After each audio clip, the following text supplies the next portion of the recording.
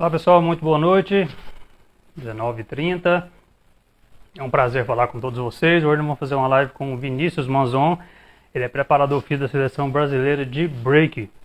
Como será que está o break hoje? Será que ele está muito diferente dos últimos 15, 20 anos? Eu sei que está muito diferente da época que eu dançava, com certeza. Quem não sabe, pessoal, vou me apresentar aqui. Eu sou o André, faço parte da comunicação da Federação Goiana de Break e Dança Desportiva. Nosso objetivo aqui é levar informação. Aqui não quer dizer que eu estou certo e vocês ou fulano A ou B está errado. Nada disso. Aqui é trocar ideia. Discordar faz parte. Mas não resolver e não levarmos as informações para frente, será que está correto? Será que está? O Vinícius já está aqui. Grande abraço, Vinícius. Já vou chamar ele aqui, pessoal, para nós já bater um papo. Quem tiver alguma pergunta, pessoal, já aproveita aqui para a gente nos informar, aprender uns com os outros e tá tudo certo. Grande abraço para todos. Já vou chamar ele aqui para a gente já iniciar. Fala, Fabrício. Fabrício está em todas, hein? Deixa eu já convidar ele aqui.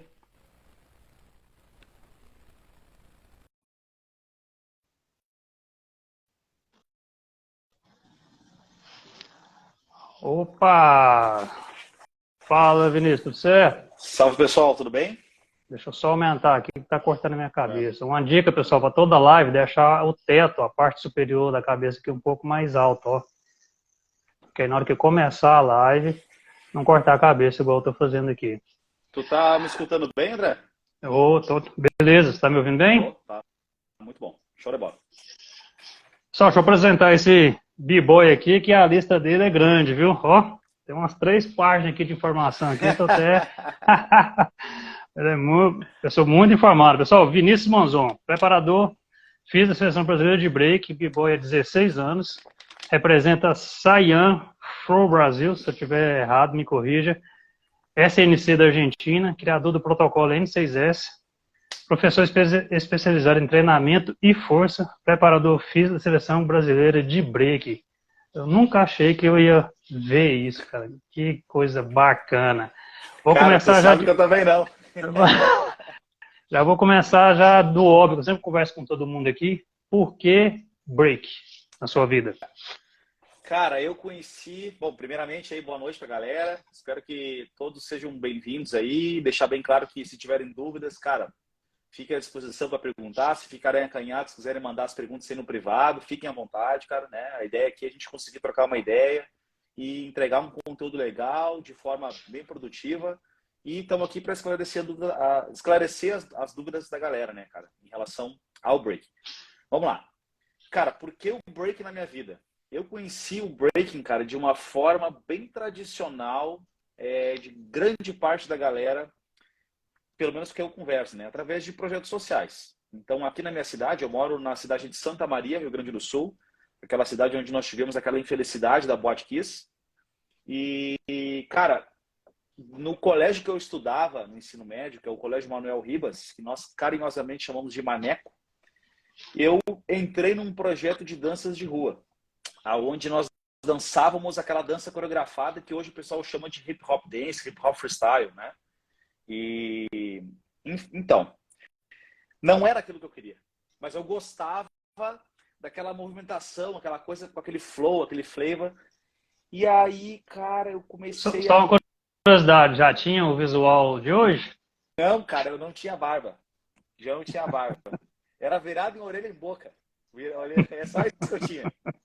E aí, cara, o que aconteceu? Eu comecei a ter contato em alguns eventos de palco, como foi o caso do Santa Maria em Dança. Eu participei anos dessa competição e hoje eu sou jurado desse evento, por sinal. Hoje ele é um evento muito clássico aqui na minha cidade, cara. Faz 24 anos que acontece o evento aqui na minha cidade. E o ano passado eu fui jurado, foi a primeira vez que um b-boy foi jurado do evento, cara. Então, aos pouquinhos a gente vai desbravando, né? Novos muros, vamos dizer assim. E aí eu conheci um rapaz chamado o Cristiano, de uma cidade vizinha. Ele veio fazer uma participação especial pelo grupo que eu dançava. E aí, cara, foi literalmente paixão à primeira vista. Viu o cara fazer umas voltas de six-step, fazer umas voltas de moinho. Eu falei, tá aí, ó. Tá aí, ó. É isso que eu quero fazer. Acabou, é isso aí que eu quero fazer na minha vida. E aí eu comecei a ir uma vez por mês na casa dele. Me recordo que a passagem era muito barata na época, né, cara? Eram outros tempos. E eu ia uma vez por mês na casa dele, aonde ele me ensinava os movimentos, me ensinava sobre a cultura, e aí eu fui galgando aos pouquinhos, mas grande parte da minha dança, cara, do início da minha dança, ela foi bem autodidata, assim. Então eu tinha aquela coisa de, passou a meia-noite, internet de escada, colocava lá freeze, aí baixava os freeze, baixava os vídeos da batalha final, cara, que é, né, imagina, baixava vídeo de eventos internacionais, do IBE. Meu primeiro DVD foi aquele DVD da Tribal, que é uma marca de roupas, né? Onde eles tinham uma forte influência com essa cultura urbana, cultura de rua. Cara, foi assim, acho que grande parte da galera começou assim na minha época, né, cara? Ali nos anos de 2000, por aí, né? E, cara, fui me introduzindo a isso, sempre gostei dessa tá, a energia que o breaking me transmitia, essa troca que fluía. E aí fui deixando rolando, rolando, rolando. Quando veio, eu tava dançando já, cara. Mas ele tem uma característica muito boa, que a maioria dos b-boys das antigas, eu sou da época do VHS, hein? Não posso nem falar a idade, não, que eu não ficou parecendo um senhorzinho aqui. Mas existe uma diferença entre você ver um vídeo, achar como é feito e alguém te conduzir como se for o seu mentor. Fez diferença esse rapaz aí na sua vida? Te auxiliou no seu desenvolvimento inicial, no break? Fez, cara, fez. Eu tive dois, eu não sei se eu posso dizer professores, porque eles não me ensinaram, eles não me educaram dentro do hip hop, dentro do breaking. Eles foram pessoas que me ensinaram muito mais passos do que me ensinaram sobre a cultura. Quem eram os criadores, entre aspas, né? Quem foram as primeiras crews. Eles nunca me apresentaram esse tipo de coisa. Isso foram coisas que eu fui adquirindo, né, esse conhecimento com o tempo. Então, eu tive duas pessoas muito importantes nessa construção da minha dança. Uma delas foi o Cristiano e outra delas foi o Marconi, cara. Então, são pessoas que foram me instruindo aos poucos, me ensinaram alguns movimentos, me mostraram o que era uma cipher, o que era um treino, o que era uma batalha, como que eu fazia para desenvolver alguns movimentos, né? E, cara, foi rolando, show de bola. Mas, como eu falei, grande parte dessa minha, entre aspas, carreira, né, cara? Porque na minha época não tinha essa coisa de ser tão profissional. Eu dançava porque eu gostava e deu. Não tinha esse volume de informações que nós temos hoje, esse volume de possibilidades que tem agora a questão olímpica que vem surgindo, né? Então, cara, eu sinto que eu tive uma boa aprendizagem inicial, mas eu nunca tive um mentor, um professor, que nem eu vejo grande parte da galera, né? Onde, por exemplo, tu pega aí, cara, uma pessoa que trabalha com projetos sociais e ela, cara, desenvolve 12, 13, 15 anos aquele dançarino e aí o cara, pum, tá pronto, vai pro mundo e tal. Então eu sempre fui meio autodidata, assim. Então, até hoje, né, cara, eu tentei sempre introduzir a galera a dançar aqui na cidade, mas como é uma cidade muito pequena e parece que a galera não tem um certo gosto pelo breaking aqui onde eu moro, eu nunca tive algum parceiro de treino. Então, por pouquíssimas vezes eu tive alguém que vinha para a cidade treinar comigo, ficavam algumas semanas, mas né, ao longo desses meus 16, 18 anos eu sempre me desenvolvi dançando sozinho, cara. Nunca tive essa coisa de treinar em crew, assim, sabe, que a galera tem, de treinar em galera. Sempre treinei sozinho. Então eu vejo que sou carente de algumas coisas que acontecem na dança, como essa troca entre crew, ciphers e tal, diariamente. Mas eu sinto que eu desenvolvi um outro lado que foi sempre essa persistência de treinar sozinho, né, cara? Porque se não fosse por mim, ninguém ia fazer. Fala um pouquinho do seu histórico como b-boy, questão de lesões e adrenalina de competição, de combate. Como é que você Show. administrava a racha? Perdi hoje, tem que treinar para competir semana que vem, ou mês que vem, o próximo evento. Como é que você foi Uhum. esse momento seu? Cara, tu sabe que quando eu comecei a dançar, como eu te falei, eu tinha muito essa ideia dessa diversão, de brincar, deixar rolar, né? E eu me recordo que teve uma época assim que eu, cara, vou entrar de cabeça agora nesses campeonatos. E em 2005 eu comecei a competir. Meu primeiro evento foi o South Kings, que é um evento que não acontece mais aqui no estado do Rio Grande do Sul. Aconteceu em Sapiranga, o evento do Fernandinho. Cara, sensacional, adorava aquele evento. Fui uns 3, 4 anos para esse lugar. Me sentia muito bem, participava das batalhas. Nunca fui um b-boy de grande sucesso, assim, de batalhas, né, cara? Mas aí eu comecei, no ano de 2010, eu tive uma lesão forte. Foi a minha primeira lesão forte dentro do break. Eu quebrei as costelas, cara. Eu fui fazer Caramba. algum movimento, não vou lembrar o que eu fui fazer, se eu fui fazer uma swipe e entrar no moinho, acho que era, no moinho bolinha, no Montemil, né? E eu, cara, eu acho que eu resvalei no chão e bati um lado e tive que fazer uma cirurgia para poder realinhar um pedacinho da costela que quebrou, cara. E Caramba. ali eu fiquei um longo período parado, cara. Fiquei quase um ano sem dançar. E aí eu comecei a pensar, cara, será que eu quero isso pra mim, meu? Pô, minha primeira lesão grave, assim, e tal. E eu comecei a pensar, falei, não, vamos tentar de novo. E aí voltava, treinava, ganhava um campeonato, ficava um pouquinho naquele ciclo ali, né, de vitórias, derrotas, aquela coisa de tentar insistir, porque a gente sabe que na minha época, pelo menos, o circuito não era tão forte como é hoje. E cara, tinha muitas lesões. Muitas lesões, muitas lesões. Cara, era inflamação nos punhos. Por conta de ter a perna quebrada, isso muito tempo antes de dançar, quando eu era muito novo, coloquei 2 pinos na perna, o meu joelho esquerdo sempre foi um pouquinho mais frágil que o outro. E eu senti que era meu elo fraco. E grande parte das minhas lesões são no joelho esquerdo. Só que eu não tinha conhecimento sobre treinamento físico, sobre dança, sobre como treinar, não tinha esses conhecimentos. Então, eu ia sempre no máximo, cara. Pô, hoje eu vou treinar, hoje eu vou dar meu máximo. Pô, hoje eu vou treinar tudo. Amanhã eu vou treinar tudo, sabe? Era aquela loucura de sempre. E Ó, aí... desculpa, só interrompendo aqui. Vamos ficar sério agora que a Abigail Lucha entrou aqui, Ah, ó. não, a minha chefe chegou, eu tenho que ficar quieto agora. Salve, Lu. E aí, cara, o que aconteceu? Eu notava que eu desenvolvia, pum, me quebrava e regredia. Aí tinha que reabilitar, melhorar o meu corpo, voltar ao estado normal para depois conseguir progredir. E Então sempre foi um quem ciclo. fazia, te ajudava nisso? Você melhorar? Ah, De onde você tirou essa cara, informação que tem que reabilitar? cara, eu pesquisava muito, né? Porque no ano de 2010 eu comecei a cursar educação física por conta desse acúmulo de lesões. Ah, Então eu pensava assim, ó, cara, eu preciso encontrar uma forma de buscar conhecimento para poder estudar, para poder entender como o meu corpo funciona. E aí eu entrei na educação física. Então o breaking me levou para a educação física, tu entendeu? Para buscar mais conhecimento sobre treinamento. E aí, cara, aí começou a virada de chave. Por quê? Porque a visão que a galera tem da educação física é uma visão muito atrelada à musculação, ao bodybuilding. E não é assim que funciona, cara.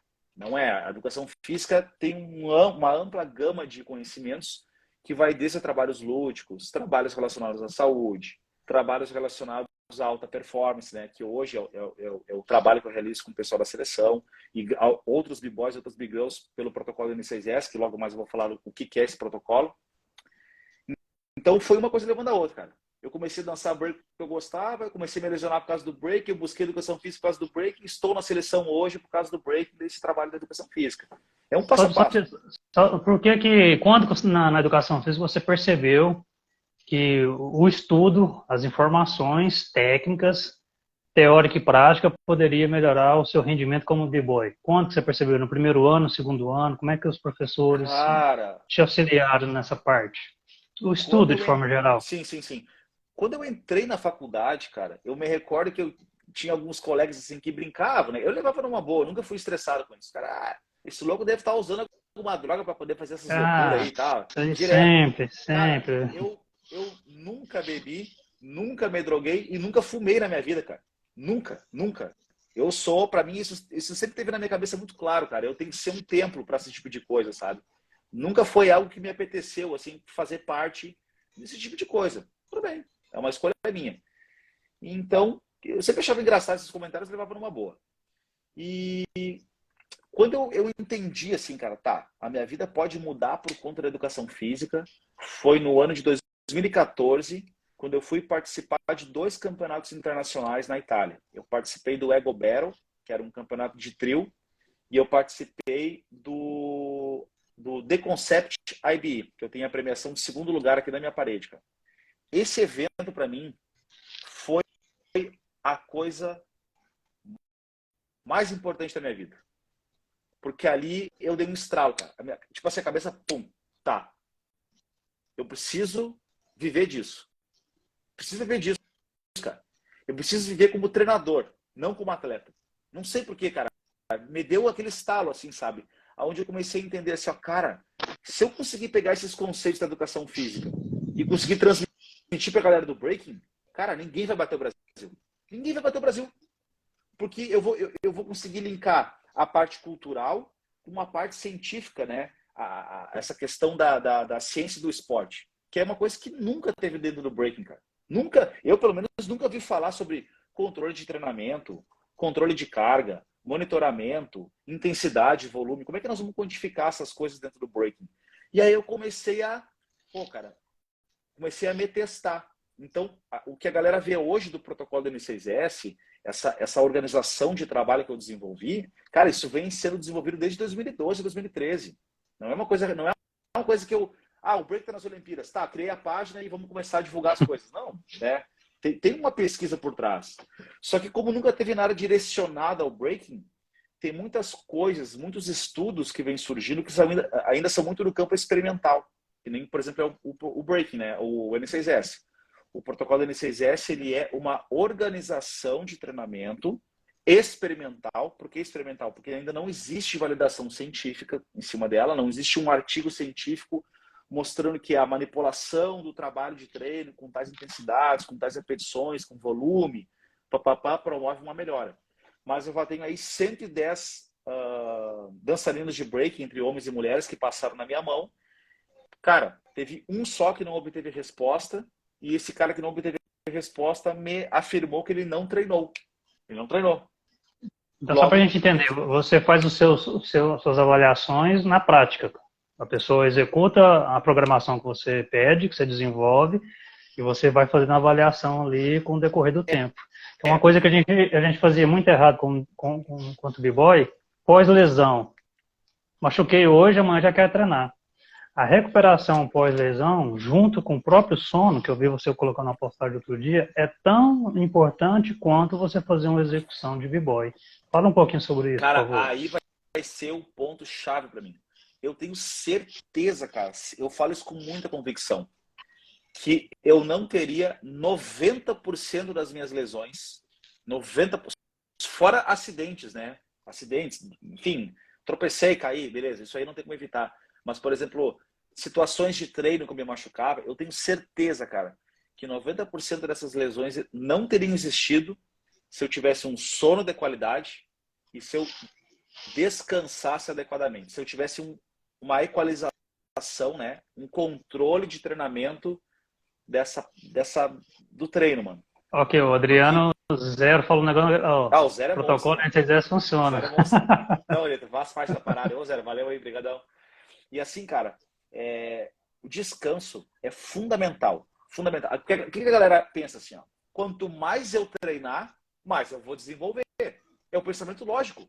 Eu entendo isso. Eu também pensava assim. Eu tenho foto minha desmaiada treinando, cara. Só que não é assim que funciona. Não é assim. Não é assim.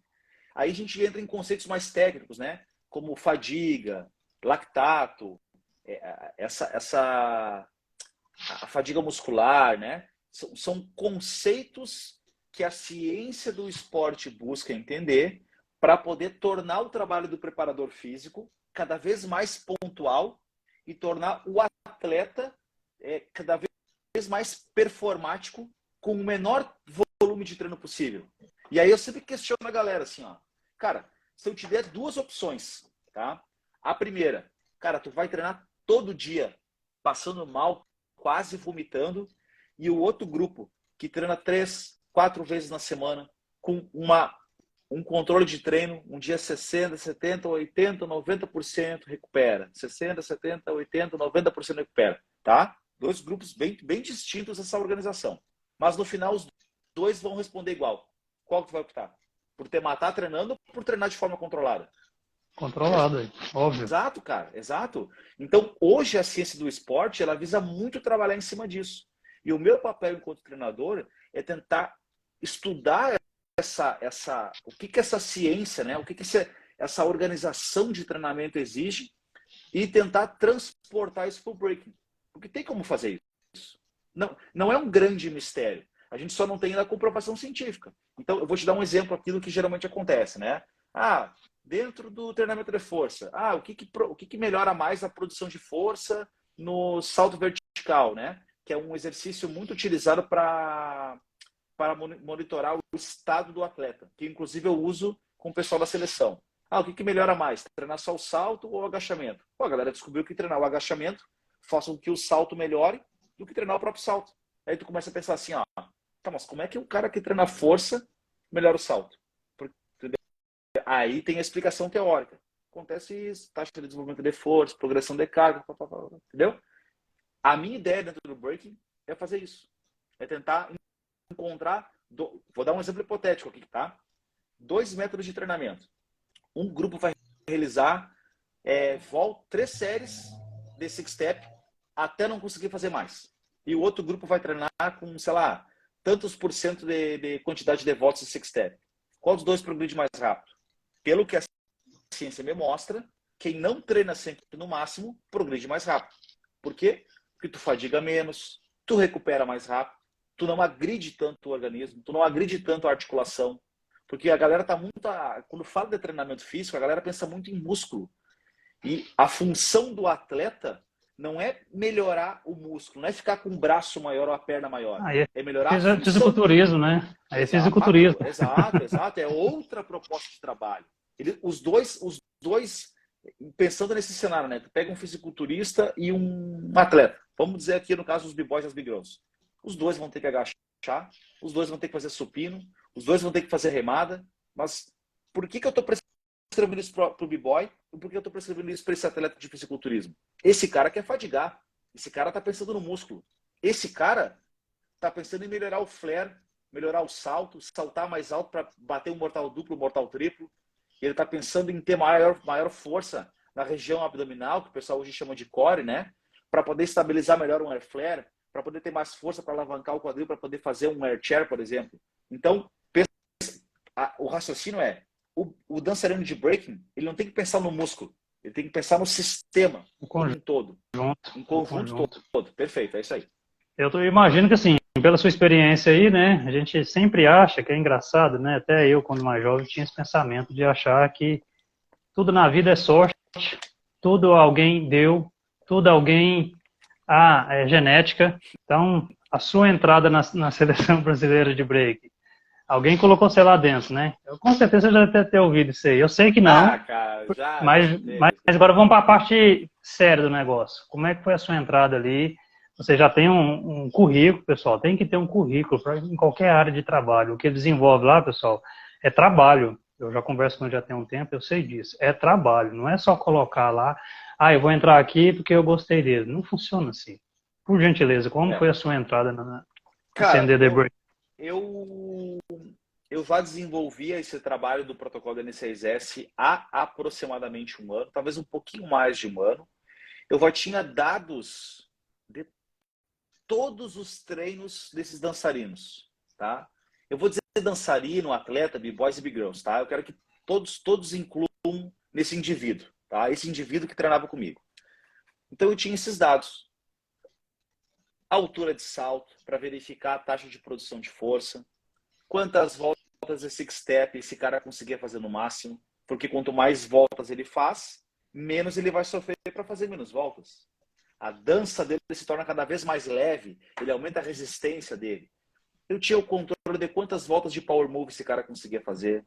Eu tinha vídeos da execução daquele combo dele, tentando comparar o antes e depois. Então eu tentei encontrar formas de monitorar o processo de treinamento, né? Esse monitoramento ele é muito visível em outros esportes. Dentro do break, ainda não acontece isso de forma tão precisa, tão acadêmica, vamos dizer assim. Que eu, enquanto pesquisador, viso encontrar esses dados. E aí eu guardava isso. Porque eu tenho isso planilhado aqui no meu tablet, cara. Tá tudo aqui, ó. Tá tudo aqui. E aí cara, break nas Olimpíadas, 2 entidades, me recordo na época que estavam nessa disputa de saber quem era. E eu, por um acaso, olha a coincidência do destino, cara. A Lu me adicionou no Facebook. Começamos a conversar, comecei a trocar ideia. Sabe aquele sentido de sondagem, assim? Pô, cara, vi que tu faz um trabalhinho aí no Sul, tal, como é que é teu trabalho, sabe? Como se fosse um olheiro, assim. E aí, comecei a mostrar, cara, os dados, comecei a apresentar uma planilha, comecei a mostrar os resultados dos caras, os caras progredindo, melhorando. Por que não melhorava? Pô, esse cara não melhorou por quê? Pô, essa semana aqui teve falha, pá. Tentava ajustar o protocolo ali, toda semana, pá, pá, pá, pá, pá, pá, pá. E aí chegou um ponto que o trabalho ficou bem enraizado, né? Porque eu já tinha dados para trabalhar com esses atletas.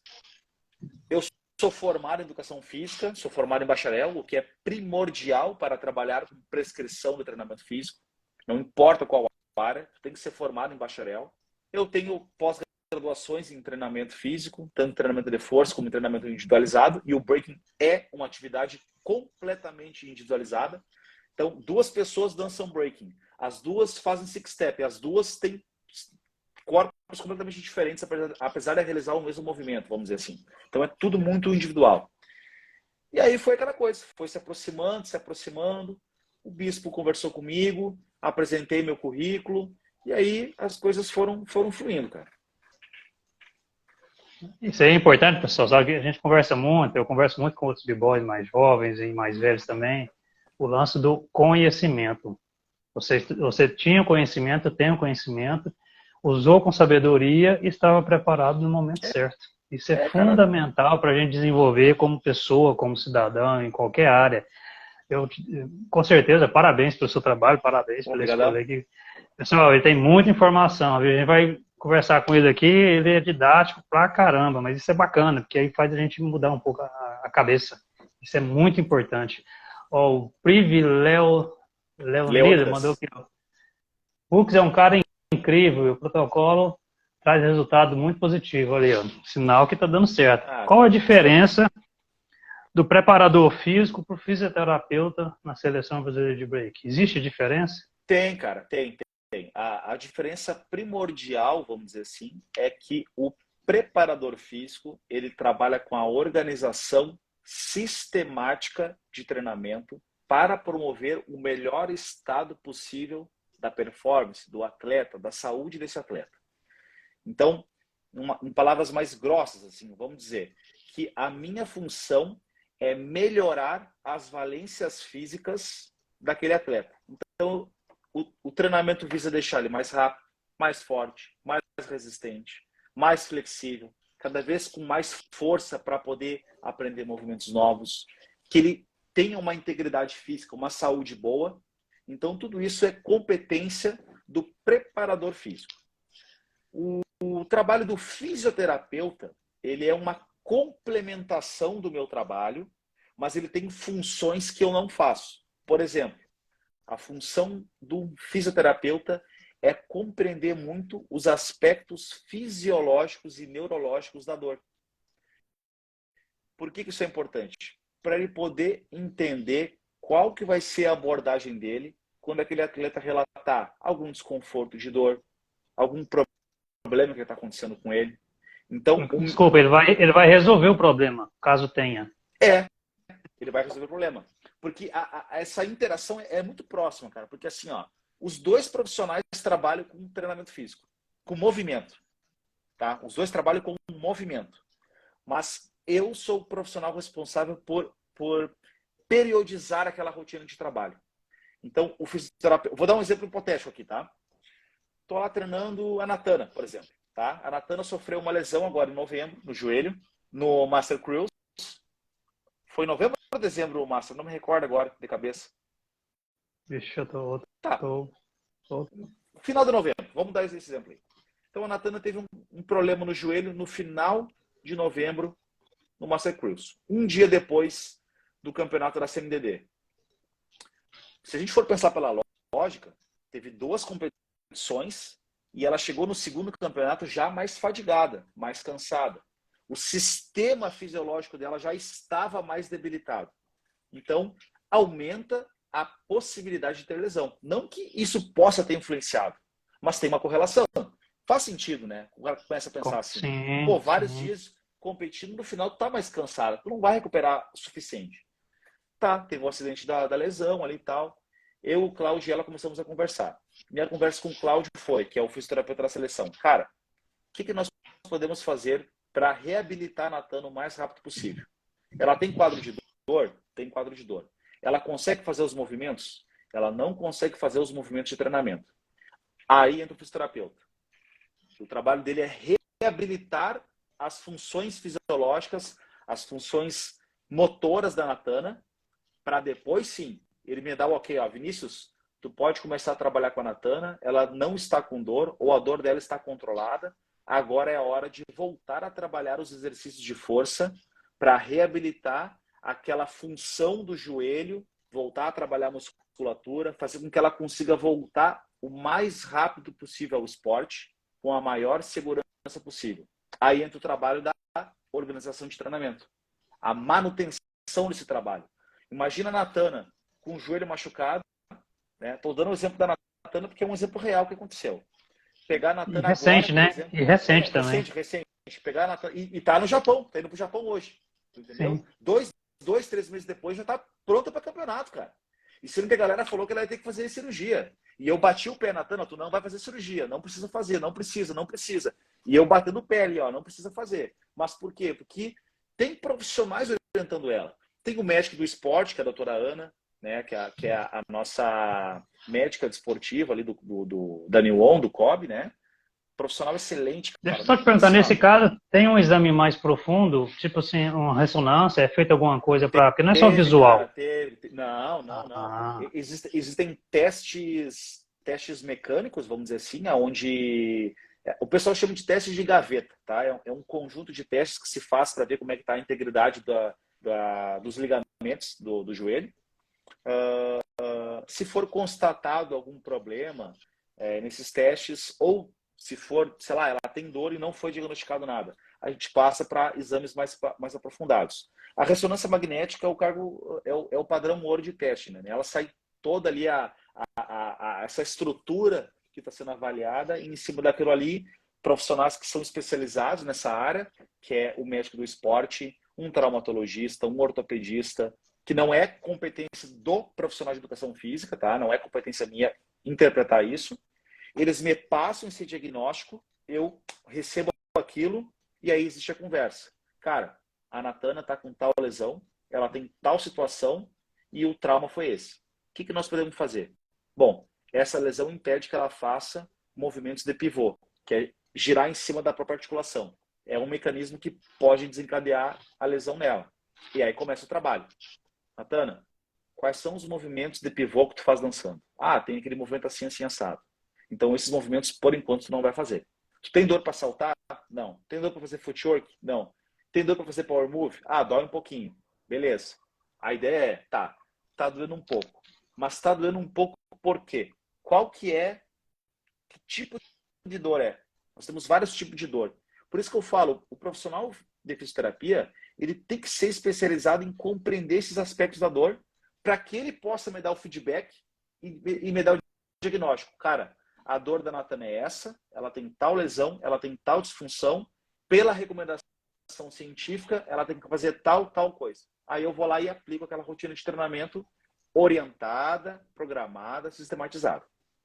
até porque tem o seguinte, não é o caso dela, um outro atleta quer dar um miguezinho ali, ó, não, eu vou enganar ele aqui porque eu quero treinar daqui 2 semanas. Ele vai se comprometer ali, ele como atleta, o profissional dele, ele pode ter uma lesão irreversível, né? Cara, tu sabe que a lesão ela é multifatorial, né? O pessoal, eu vejo que existe hoje uma briga muito forte nesse meio de treinamento, né, no meio acadêmico, que é tentar encontrar exercícios que previnam a lesão. Cara, isso é impossível. É impossível prever uma lesão. Tu tem parâmetros para isso. Vou dar um exemplo, quer ver? Ó? Vai ser bem fácil de compreender. O André, sei que o André corre. O André vai correr amanhã, tá? Amanhã ele vai fazer 20 quilômetros. O André não dorme bem, o André não se alimentou bem, ele não se hidratou bem, deu uma diarreia no André, o cara tá todo ferrado.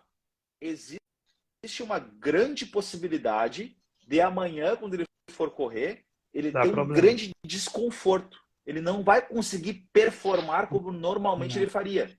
Então a gente consegue entender que essa situação torna aquele ambiente mais lesivo. Mas não quer dizer que ele vá se lesionar.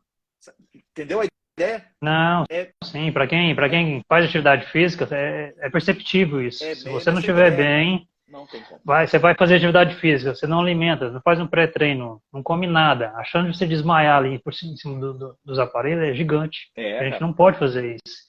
Tem uma pergunta aqui bem interessante, é o DJOW Zias. A galera que é mais antiga tinha não tinha acesso a tanta informação. Os que tinham achavam que esse tipo de conhecimento é inútil e fútil. Isso é verdade. Ainda bem que a mentalidade mudou, a galera abriu os olhos. Olha que bacana, hein? Deixa Pô, eu ver cara, aqui só tu mais sabe? um aqui. Deixa eu ver só se tem mais um aqui, ó. Carlos K, presidente da federação, tá aqui com a gente. Grande abraço. Tem mais um aqui, ó. Ó, o professor Ludobox. Vixe, aqui é brabo. Salve, galera. André, passando aqui para dar um salve. Tentar assistir um pouco, pois tenho que uma aula daqui a pouco. Brother das antigas aqui de Goiânia. Da hora. Porque eu fico pensando o Cara, seguinte, chega um ponto que, por exemplo, você tem a informação e o atleta não quer entender a sua informação. Como é que você trabalha com isso? Aí você tem que ser um pouco psicólogo também? cara, tu sabe que é sempre muito difícil, até hoje. E eu também me enquadro nisso. Cara, qual que é a possibilidade de chegar um cara que não dança que nem tu, que não faz o que tu faz, o cara vem chegar e vai dar pitaco de treinamento na tua vida. Qual que é a possibilidade de um b-boy ou de uma b-girl olhar esse cara com bons olhos? Não, normalmente não aceito. Quase zero, cara, quase zero. Então, esse primeiro contato, ele é difícil. É difícil o cara entender assim, pô, mas esse cara nem me conhece. Como é que o cara quer arrumar meu treino? Mas justamente, dentro dessa orientação de treinamento, existe um período que nós chamamos de introdução ao treinamento físico. Esse período de introdução ao treinamento físico, ele pode durar 1, 2, 3 semanas, pode durar 2 meses. Vai depender muito dessa aproximação entre profissional, entre treinador e atleta. Tá? Tem pessoas que são mais abertas a isso e outras que não são tanto. Depende muito da forma de comunicação. Então, eu vou dar o exemplo do Zin. O Zin é o rapaz que hoje eu oriento há mais tempo. E, cara, eu tenho conversas bem próximas do Zin, assim, sobre campeonato, sobre sequências, sobre flavor, sobre coisas pontuais da dança dele, aonde eu tenho um total respeito em apresentar isso para ele. Onde, por exemplo, eu posso chegar para ele e falar assim, Zin, posso te dar uma ideia sobre tal coisa? Claro, mano, fala aí. Cara, tal coisa, assim, assim, assim, assim, assado. Eu acho que se a gente mudar isso aqui ia ser bom, assim, assim, assim. O que tu acha? Cara, eu acho que dá para mudar, mas tal coisa eu gostaria de manter. Ou eu acho que tu tá errado, gostaria de tentar manter assim por mais um período. Show de bola. Vamos se entender. Eu não tô aqui para mandar no atleta. A minha intenção não é essa. A minha intenção, cara, é estreitar essa relação cada vez mais, ao ponto de eu conhecer o cara e o cara me mandar uma... De verdade, cara, o meu sonho ainda enquanto preparador da seleção é todo mundo acordar de manhã cedo, o cara tomou o café dele, me mandar áudio. Vinícius, acordei bem, dormi bem, não tô com dor, só tô sentindo um leve desconforto aqui no ombro, porque ontem eu acho que eu treinei FTL demais, tô sentindo isso, aquilo. O que eu posso fazer? Tu entendeu? Cara, é a melhor coisa que tem isso. Essa Mas aí proximidade. existe a informação, né? Por Claro. exemplo, discordar é legal, discordar é importante, Show, sem mas problema. se os dois que discordaram não entrar no consenso, como é que dá prosseguimento? Como é que você dá Claro, sequência? claro. Vamos analisar o caso da Natana. Quanto tempo ela conseguiu recuperar da lesão até ficar pronta? E se ela não tivesse nenhum tipo de acompanhamento, qual sequela poderia acontecer? Nós não sabemos porque a gente não passou por esse tipo de situação, né? Mas uma coisa é fato. Sem a orientação de um preparador físico, de um fisioterapeuta, de um médico do esporte, de um traumatologista, sem condição financeira de fazer os testes necessários, se torna tudo muito mais difícil. Isso é uma realidade, cara, de pouquíssimas pessoas dentro do break. A gente sabe que a grande parte da galera vive numa margem social um pouco mais debilitada, um pouco mais precária nessa questão financeira. E aí a gente tem que pensar assim, ó, tá, eu tenho que levar essa informação para essa galera de uma forma simples. Porque se eu chegar com o mesmo rigor que eu chego, por exemplo, no meio acadêmico, batendo em situações muito pontuais, A galera não vai me escutar. Então eu tenho que aproximar o cara, tentar falar assim, ó, fulano, acredito eu que o movimento sendo feito de tal forma, existe a possibilidade da gente mudar um pouquinho esse movimento, mudar a mecânica dele, ao invés de fazer assim, fazer um pouquinho diferente, tem como? Cara, eu vou tentar no próximo treino te mandar a filmagem. Show! Se não der certo, beleza, não deu certo, paciência. Mas eu gosto de sempre ressaltar isso. Se não existe essa troca entre profissional e atleta, não existe treinamento. Não existe. Não existe, cara. Quer ver no colégio? Vamos dar um exemplo da época que a gente estava no colégio. Cara, o professor que tu mais gostava não era que tu ia melhor na aula. Por quê? Porque tu tinha empatia pelo cara. Tu gostava do cara. Então tu tinha respeito pelo trabalho dele. Logo, tu te dedicava mais àquelas aulas. Por mais que tu não gostasse daquele conteúdo, tu tinha a decência de sentar. Não, cara. Pô, o cara me admira, eu vou sentar aqui, eu vou estudar e tal. E isso eu fui entendendo com o tempo, cara. Que o aluno tem que olhar o profissional que está orientando aquele treinamento com admiração, e eu tenho que olhar o cara como se ele fosse o melhor atleta do mundo. Porque cada atleta, cada pessoa tem um comportamento diferente. Eu acho que esse é uma construção mútua, cara. Os dois juntos têm que ir construindo isso. Muito bom. Qual informação, relação que você tenha, que você conhece, sobre idade? Por exemplo, abaixo de 18 anos, a gente sabe que criança, jovem, adolescente está em crescimento ósseo. Sim. Obviamente, o corpo dele está em desenvolvimento. Eu sou um cara que tem quase 50 anos, por exemplo, quero voltar a dançar. Existe alguma idade que é mais complicada, mais difícil, mais fácil? Tem relação com a idade? Eu já vi criança de 5 anos que dança bem demais. E estou parecendo velho, na minha época não tinha. As crianças de 5 anos brincavam, hoje eles competem. Que visão que você tem do break hoje com relação a isso? E idade? Homem e mulher diferencia? É mais fácil, mais difícil? O que você percebe disso? Cara, eu vou pegar aqui uma imagem, tá, que eu tenho. Eu fiz um curso recentemente, final do ano passado, com o maior preparador físico que o Brasil tem na atualidade, que é o professor Antônio Carlos Gomes. Ele preparou a seleção brasileira inúmeras vezes. Esse cara preparou atletas de inúmeros esportes, tá, de várias modalidades. Ele é um cara completamente fora da curva. Por quê? Porque ele desenvolve um trabalho que nós chamamos de um trabalho praticamente de desenvolvimento humano. Esse desenvolvimento humano ele se dá desde o dia que o cara nasce até o dia que o cara morre. Porque a gente sempre está se desenvolvendo, né? Sim. Eu quero encontrar uma imagem que eu não estou achando ela, cara. Deixa eu só encontrar ela aqui para a gente poder dar seguimento a essa conversa, que ela vai ser boa, cara. Vai gostar disso. O que acontece dentro do treinamento? A gente tem etapas para cada idade, vamos dizer assim, cada período de idade. Não sei se vai dar para ver direito. Vou tentar aproximar um pouquinho aqui. Talvez não dê para ver direito, tá? Ó, aqui embaixo tem as idades e aqui está o volume de treinamento físico. Tá dando para ver direito? Sim, tá ok. Beleza.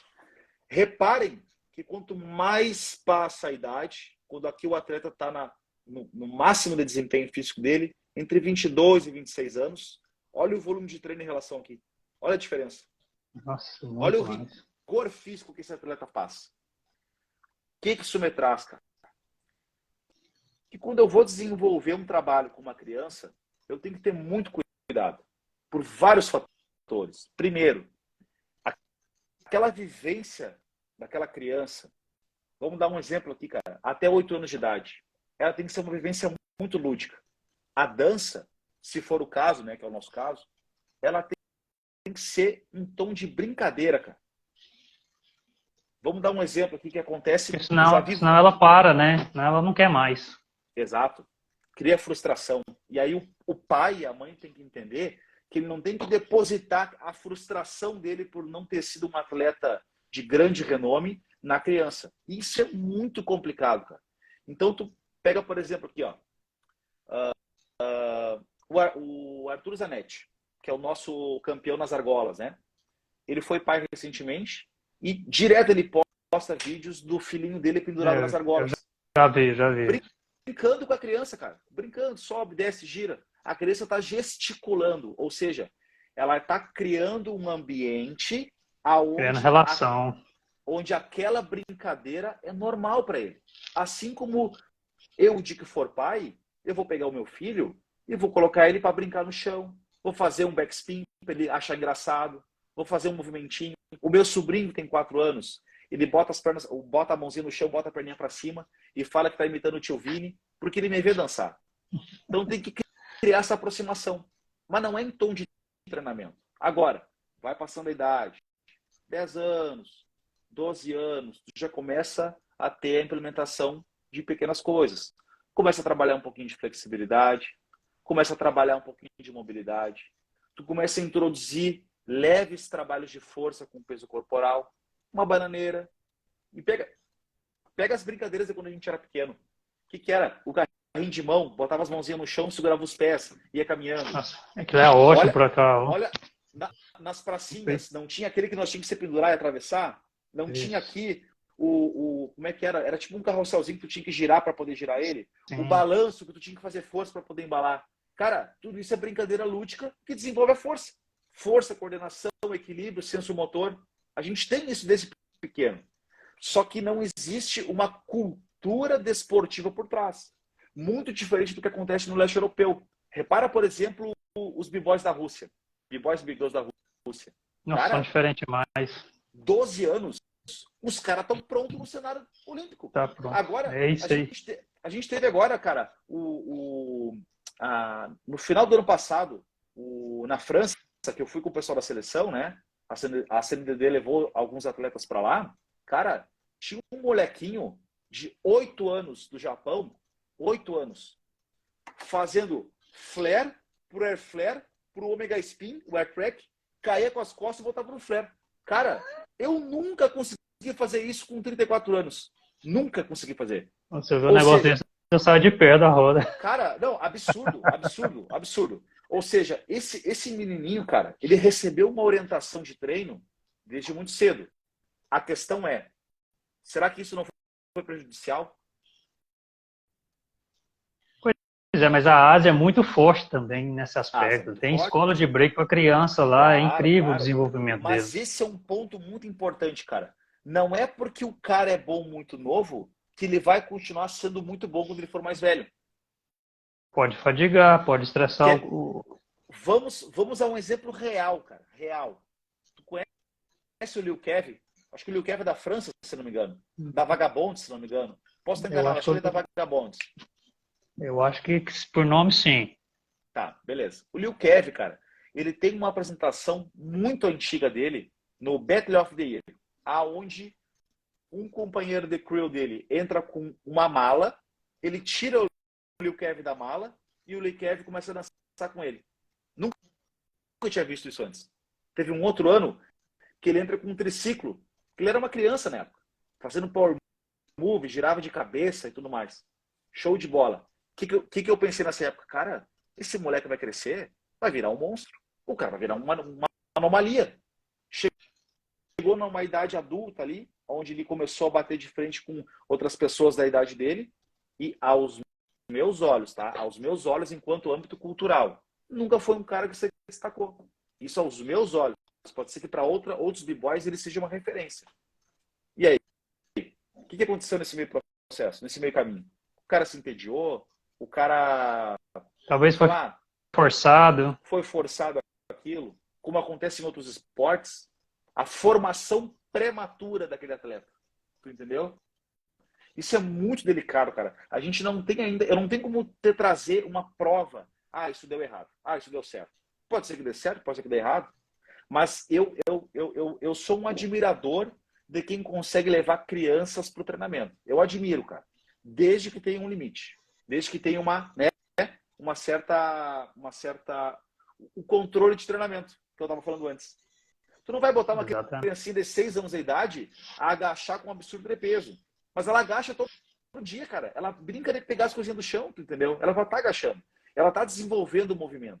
É como que tu vai trabalhar isso com o tempo. Olha essa imagem aqui, ó.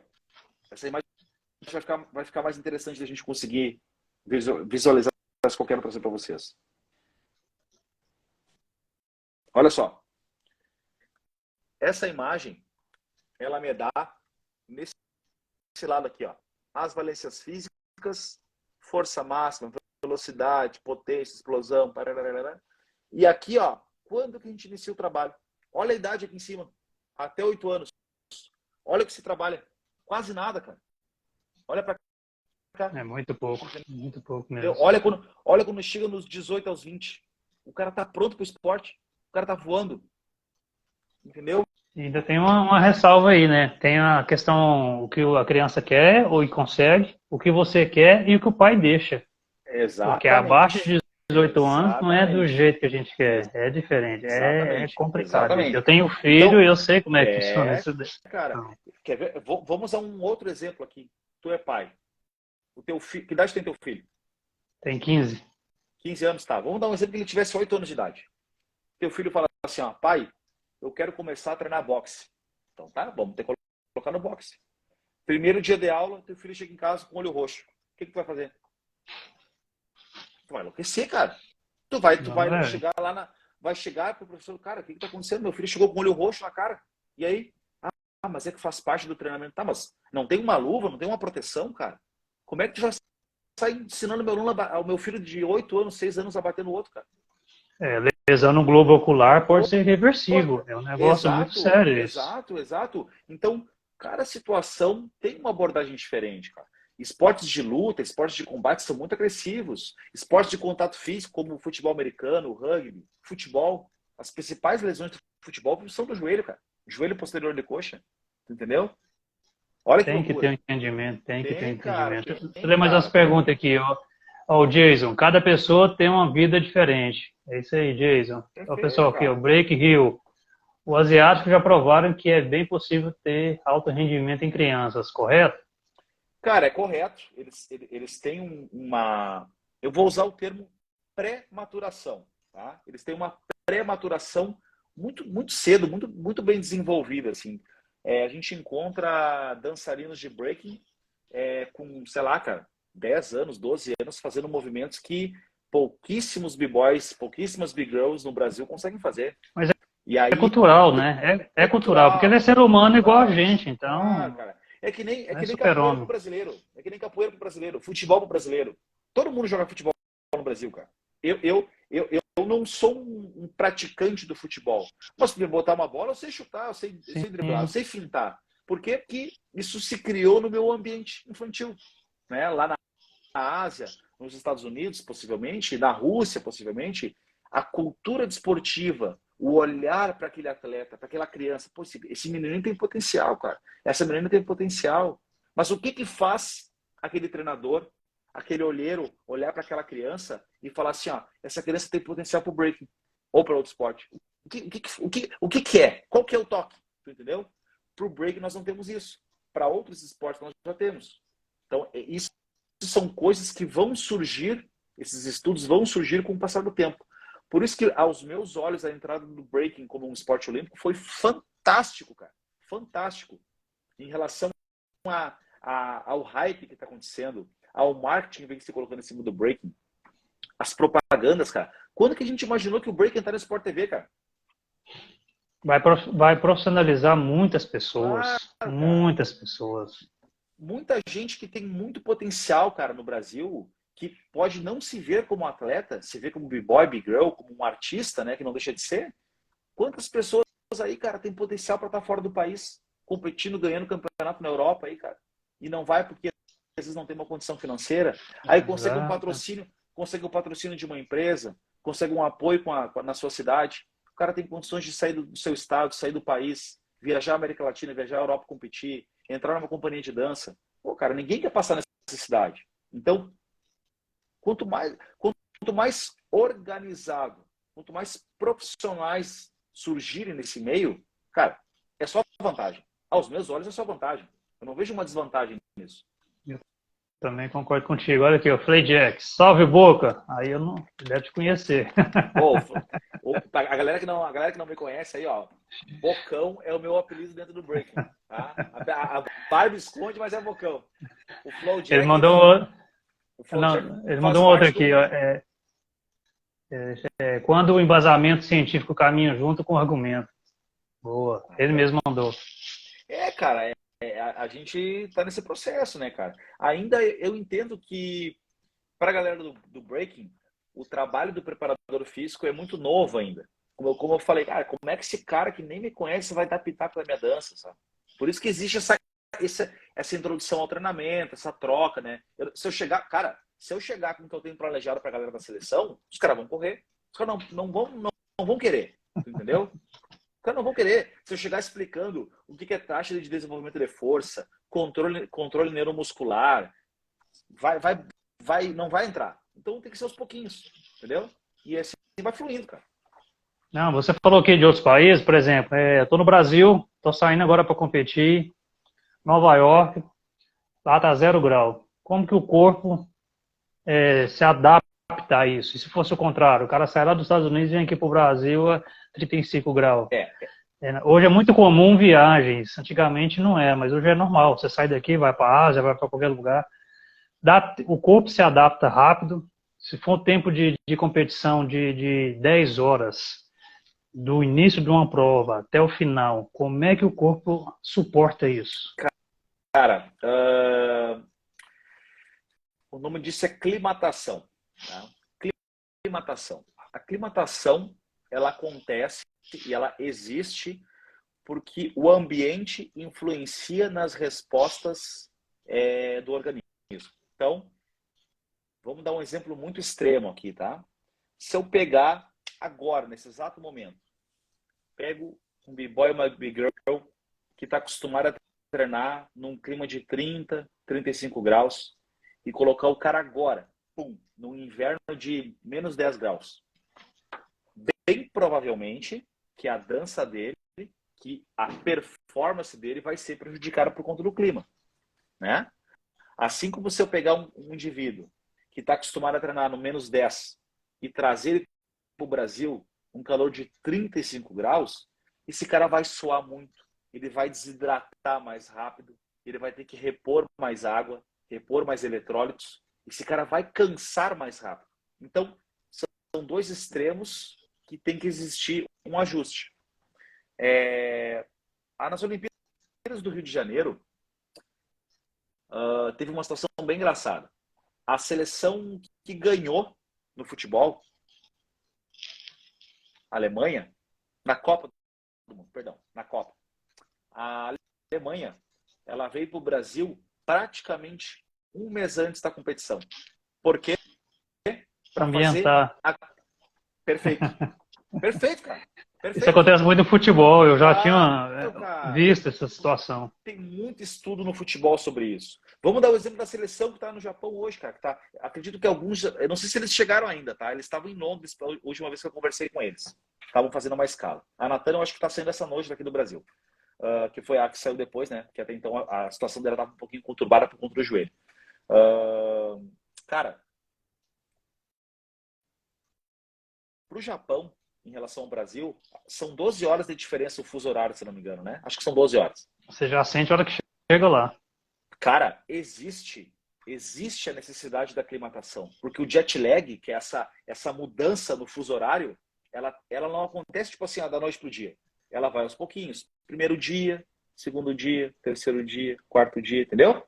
Então, quando eles chegarem lá, o rendimento físico deles vai estar abaixo do normal. Por quê? Porque os caras estão num fuso horário diferente, vão se alimentar diferente, o clima é diferente, a relação interpessoal entre as pessoas é diferente. Então, tudo isso vai gerar uma adaptação. Gera uma adaptação ao ambiente.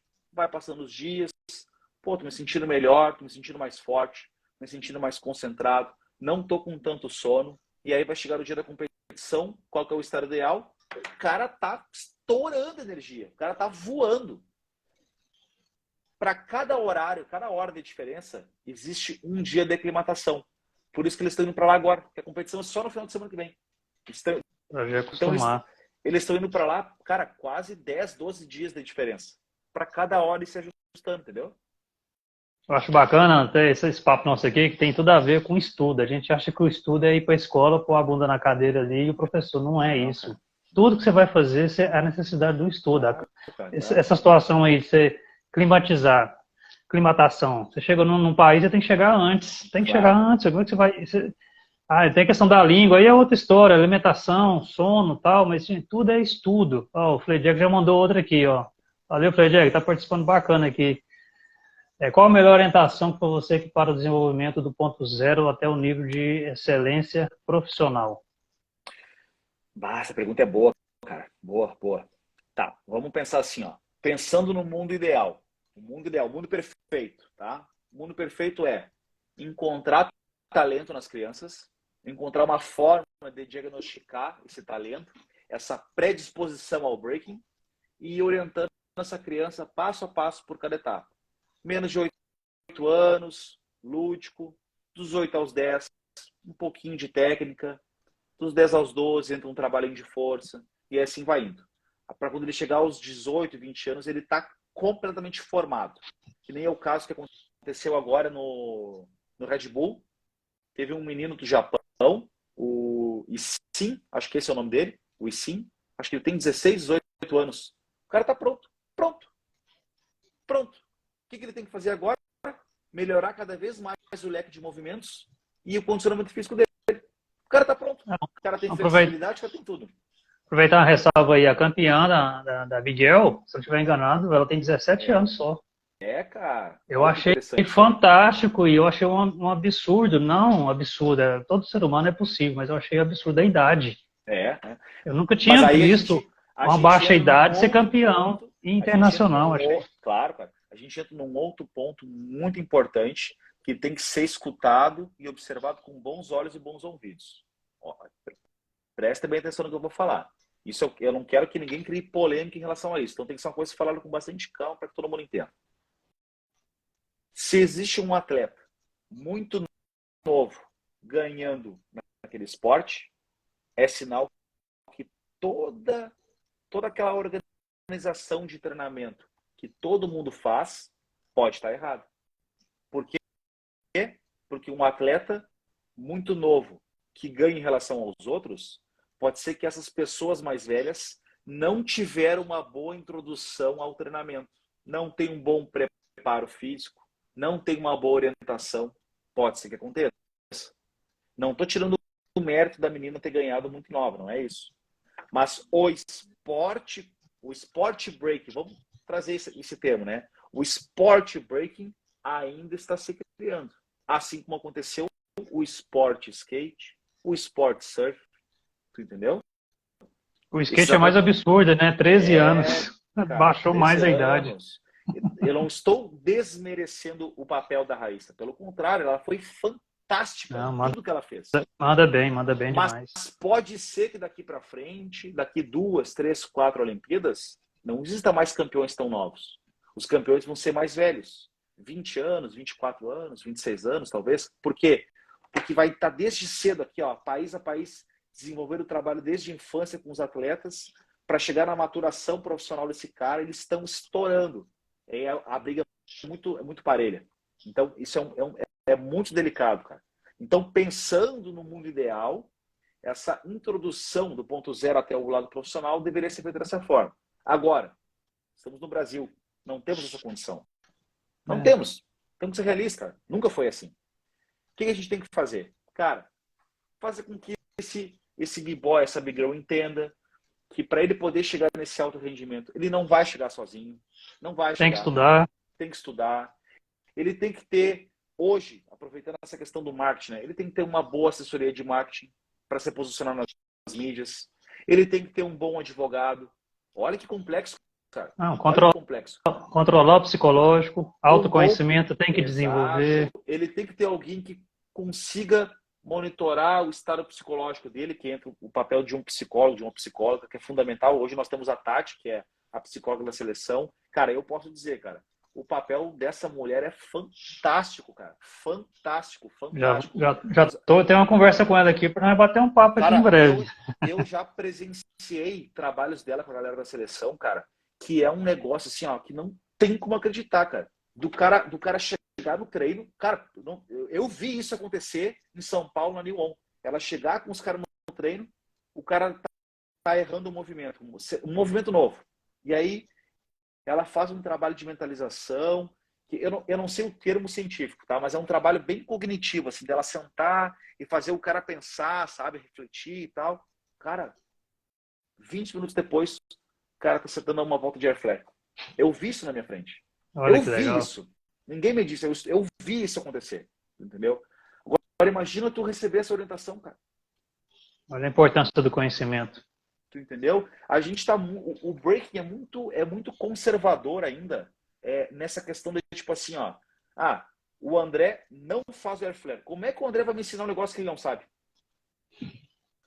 Cara, eu estudei biomecânica. A minha ideia é fazer com que a aprendizagem daquele movimento fique cada vez mais rápida, para que o André, com 8, 10 anos, consiga fazer flare, air flare, moinho, e que no futuro isso se desenvolva, obviamente, para ele poder criar novos movimentos. Isso é É fundamental, muito, cara. é muito dinâmico. Tem uma pergunta aqui que o pessoal deixou aqui lá no Instagram. Nossa, dicas de organização de treinos, qual o melhor pré-treino e melhores aquecimentos antes de treinar? Existe uma regra? Boa. O que você recomenda? Cara, uma regra não existe, tá? Varia muito de esporte para esporte. Agora vamos tentar falar assim. Agora é um aspecto pessoal meu. Eu não tenho como comprovar isso que eu vou falar, porque eu ainda não tenho a comprovação se essa abordagem que eu realizo ela é mais ou menos efetiva do que outra abordagem, porque ainda não foi testada no meio acadêmico, tá? Mas vamos lá. O que a gente tem como hoje? Premissa básica dentro do treinamento físico. A gente pensa que realizar aquela ação, que no nosso caso é dançar, ela acontece do nada. Não é assim. A gente sabe que a gente tem que se condicionar para aquilo. Então, quando a gente chega no treino, chega na competição, o que a gente geralmente faz? A gente vai se condicionando. Pô, tu começa a lembrar daquelas tuas sequências, começa a preparar as articulações, tu começa, entre aspas, ligar a máquina. Tu vai ligando o motor. Liga o motor, faz um leve aquecimento, uma leve trabalho de mobilidade, vai fazendo um top rock para aumentar a temperatura corporal e tornar todo aquele organismo apto a realizar aquela sessão mais intensa, aquela sessão mais pesada de treino. Então, tudo isso é um condicionamento. Tu vai ligando o motor. Em outras palavras, tu tem que lubrificar as articulações, lubrificar as engrenagens para que tudo fique conectado e melhore o caminho daquela resposta. Tá? Então, não existe a melhor forma de fazer isso. O que a gente sabe hoje em relação a esse trabalho? Que normalmente se faz trabalhos de aquecimento antes de fazer os trabalhos de alongamento, estiramento muscular. Tá? Então, por exemplo, ao invés de tu chegar no treino e já ir, vou treinar flare hoje. Chega no treino, pum, abre as pernas para cá e começa a arregaçar a perna. Hoje a gente sabe que não é assim que funciona. A gente sabe hoje que o alongamento estático, que é a que grande parte da galera costuma fazer, que é aquele que tu pega a perna, o braço fica assim, ó, 20 segundos. A gente sabe que esse alongamento não é tão eficiente quanto o alongamento dinâmico, que é tu fazer o movimento várias vezes com aquela intenção de alongar. O pessoal da Já percebeu natação, o pessoal da natação usa muito natação? isso. Já percebeu que o pessoal do futebol, quando eles vão entrar em jogo, por exemplo, tá rolando o primeiro tempo, tá? E aí o técnico fala assim, ó, vocês três comecem a preparar que vocês vão entrar. Ele não bota o cara direto no jogo. Começa a aquecer. O que tu começa a ver no canto da partida? Os caras dão um piquezinho, voltam.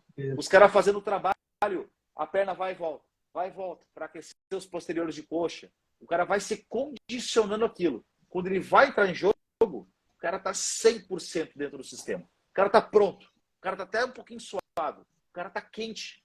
O cara já entra vibrando. Ele já entra no gás. Entra no gás. Então, o que eu posso deixar de dica pra galera? Assim, ó, cara, tentem encontrar dentro da dança de vocês uma forma de ir preparando o corpo. Não chegue estourando já no treino. Cara, vai se condicionando. Faz um top rockzinho. Sabe aquela vibe bem de festinha? Vai curtindo, vai deixando rolar. Pô, agora eu vou começar a fazer um dropzinho aqui. Pum, fui pro chão. Fiz um hook. Pô, vou fazer um six-stepzinho devagarinho. Vai preparando, vai condicionando. Para quando chegar no clímax do treino, tu tá 100% conectado, articulação bem forte, bem lubrificada para poder dar as pedradas fortes no treino e segurar o rolê. Pré-treino. Ah, cara, também é bem delicado. Eu vejo que a galera vai muito pro lado do bodybuilding, né? Costuma utilizar muitos pré-treinos com cafeína, alguns pré-treinos que envolvam alguns aminoácidos ou até mesmo alguns carboidratos em forma líquida, né? Como, por exemplo, o Gatorade ou a maltodextrina, que é muito comum, né? Eu vejo que a galera usa É, muito a maltodextrina, que é o eu carboidrato do milho. tô usando essa. A maltodextrina é um açúcar, ela é um carboidrato do milho, tá? Ela é de cadeia simples, então ela tem uma digestão mais rápida e aí tu não sente aquele desconforto gástrico tão forte. Por isso que ela é muito utilizada por alguns desportistas.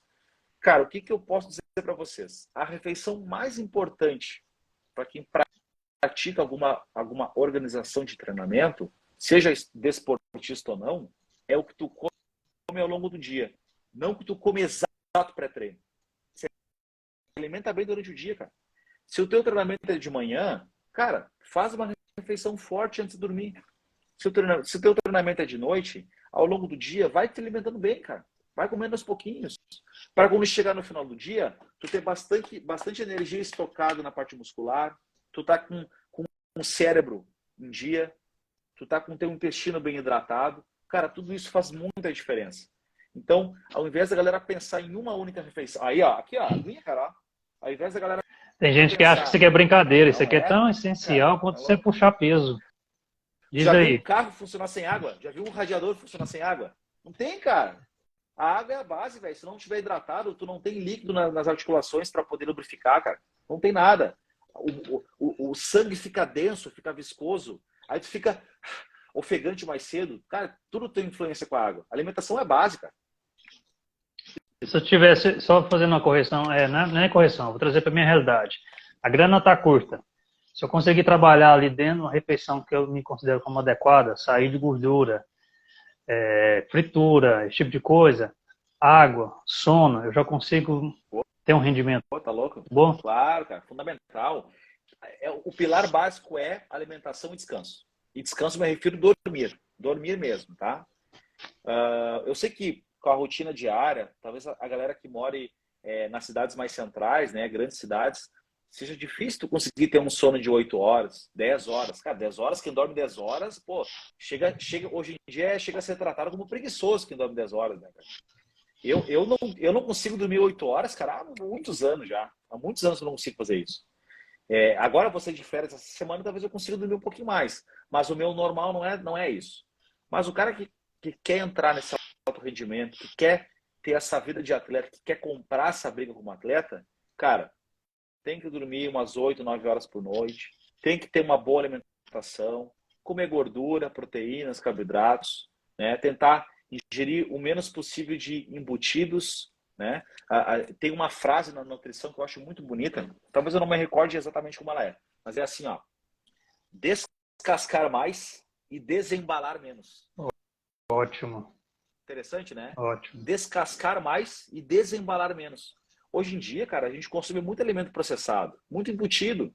Pô, cara, tentar cortar isso um pouco vai ser vantagem. É difícil, às vezes é um alimento um pouco mais caro, mas se a gente for pensar no básico, ovo, banana, arroz. Fisiculturista, cara, tem épocas que os caras só comem ovo e banana. O Batata Ramon doce. batata doce. O Ramon, cara, que é hoje, acredito hoje que o Ramon Dino, acho que a galera procurar aí no Insta vai encontrar o cara. Mano, o cara é gigantesco. O cara é gigantesco. O cara ficou anos quando não tinha dinheiro. Hoje o cara é patrocinado, mas É o na época que não brasileiro, eu tinha sei. dinheiro, É é o o brasileiro. brasileiro. Esse cara ficou anos comendo ovo e arroz, velho. Ovo e arroz, ovo e arroz, ovo e arroz. Enjoa, mas olha onde é que o cara tá hoje. Ninguém começa do alto, né, cara? Exatamente. Ó, o Fred já mandou outra aqui, ó. Qual a importância dos cuidados com a estrutura corporal ao longo prazo e, com isso, ajuda no desenvolvimento do atleta break? Cara, é aquilo que nós já estávamos conversando, né? Se tu tem um profissional, alguém que consegue te orientar nessa prescrição de treinamento de força, que consegue te mostrar em dados, né? Em dados que eu me refiro em números mesmo. O quão melhor tu está ou o quão cansado tu está, eu acho que é um bom caminho, cara. E não precisa de muito, tá, pessoal? Você não precisa se tornar, um preparador físico a nível internacional para isso. Não, cara, não precisa disso. É ler alguns livros, compreender um pouquinho mais o que é a ciência do esporte. Eu vou pegar um livro para mostrar para a galera aqui, tá? 2 livros que eu acho interessantes. Só um minutinho. Tranquilo.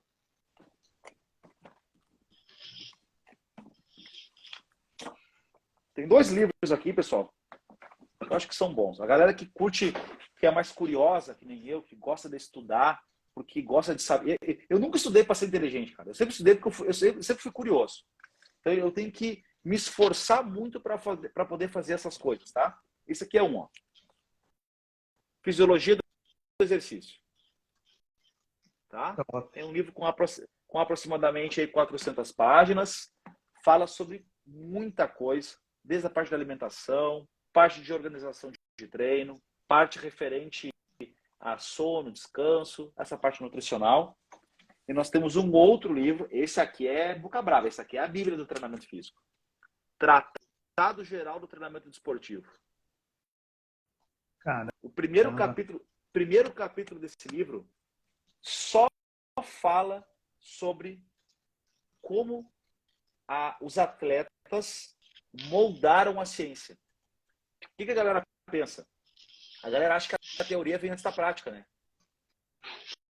A prática vem antes da teoria. Quer ver um exemplo? Eu não me recordo agora a década exata, tá? Talvez acho que 1980, possivelmente. Em uma Olimpíada, naquele período, saiu alguns estudos dizendo assim, ó, não se deve passar o joelho da ponta do pé, porque quando tu passa o joelho da ponta do pé em algum exercício de agachamento, tu tem um estresse muito grande no tendão patelar. Ok, é uma informação, acontece o estresse. Agora, o que nós vamos fazer com essa informação?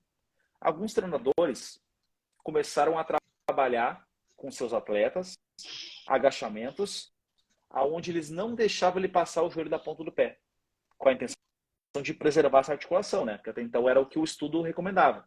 O que aconteceu naquela próxima competição, naquela Olimpíada? Os caras tiveram a maior incidência de lesões na história. Por quê? Porque esse estresse que acontecia no joelho, quando ele passava a ponta do pé, aqui o joelho, aqui a ponta do pé, tá? Quando acontecia esse estresse aqui, esse estresse era funcional. Tinha que acontecer esse estresse para que esse atleta se adaptasse àquele estresse de forma controlada, para quando ele chegasse no dia da competição, ele tivesse condições físicas de suportar o impacto. Olha que louco. Então, até hoje, cara, se tu vai em alguma academia, tu encontra a galera dizendo, não pode passar o joelho da ponta do pé porque tu vai lesionar o joelho. Tá louco, cara. É justamente o contrário. Tu tem que passar o joelho da ponta do pé para evitar lesão. Olha como é complicado. Então, o atleta, ele traz muitas coisas novas para a ciência. E a ciência visa investigar se aquela abordagem que ele está fazendo é correta. No break vai ser a mesma coisa, cara. Mesma coisa. A gente vai fazer muita coisa errada, cara. Muita coisa errada. Pode ser que até mesmo o que eu esteja fazendo esteja errado. Mas eu não tenho como provar ainda que está errado. Vai vir lá um cientista no futuro, um cara que nem é da dança. O cara vai pegar os meus estudos que eu estou formulando e o cara vai falar assim, pô, esse cara aqui, ó, com o protocolo dele lá de break, onde ele organizou as rotinas assim, assim, assim. Pô, ele está errado. Mas por que ele está errado? Ele está errado porque aí ele vai me dar um embasamento científico. Ele está errado porque o exercício tem que ser feito de tal forma, porque a orientação de treinamento é de tal forma. E assim vai se criando uma ciência desportiva em cima do break. Ou em cima de outros esportes, por exemplo. Mas aí tem muito a ver com o período também, né? Se você pegar 10 anos atrás, o pensamento era um, hoje é outro. Ninguém se imaginava correr abaixo de 10 segundos. Hoje já é normal. Quer ver, cara? Uma coisa... Eu tô passando isso na prática, tá? Em 1995, começaram a surgir... 95 e 94, tá? Não me recordo a data exata.